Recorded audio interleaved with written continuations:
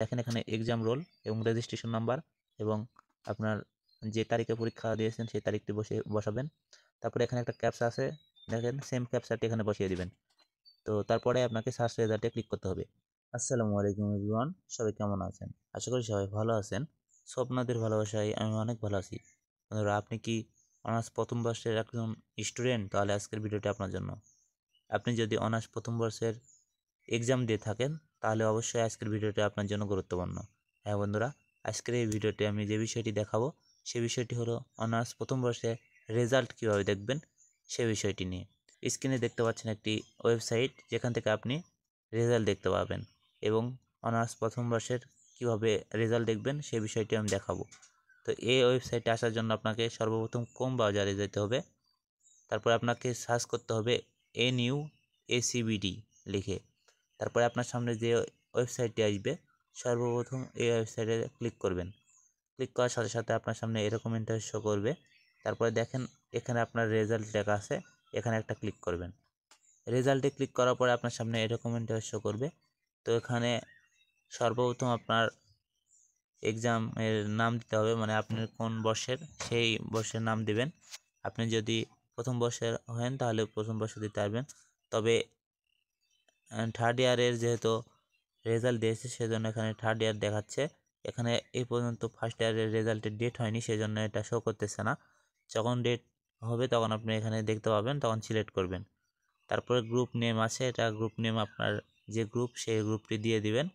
তারপরে registration number আপনার পরীক্ষা দিয়েছেন এবং রেজিস্ট্রেশন নাম্বার যেটা আপনারা সেই রেজিস্ট্রেশন নাম্বারটিকে এখানে বসাবেন। তারপরে আপনার এখানে ইন্টার ইউর এক্সাম ইয়ার্স, মানে আপনি কোন বছরে পরীক্ষা দিয়েছেন সেই বছরটি এখানে বসিয়ে দিবেন। তারপরে সার্চ রেজাল্ট, এখানে ক্লিক করার সাথে সাথে আপনার সামনে রেজাল্টটি আপনার শো করবে। তো কিভাবে রেজাল্ট দেখবেন সে বিষয়টি দেখাইলাম।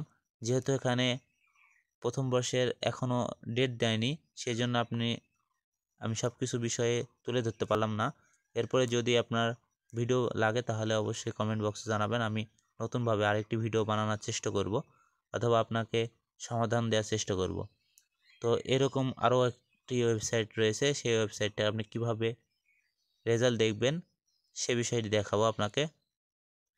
তো সর্বপ্রথম আপনাকে যেটা করতে হবে, আমার ভিডিও ডেসক্রিপশন বক্সে একটি লিঙ্ক পাবেন, সেই লিঙ্কে ক্লিক করবেন। বন্ধুরা, দেখতে পাচ্ছেন যে ওই লিঙ্কে ক্লিক করার সাথে সাথে আমার স্ক্রিনে এই অপশানটি শো করবে।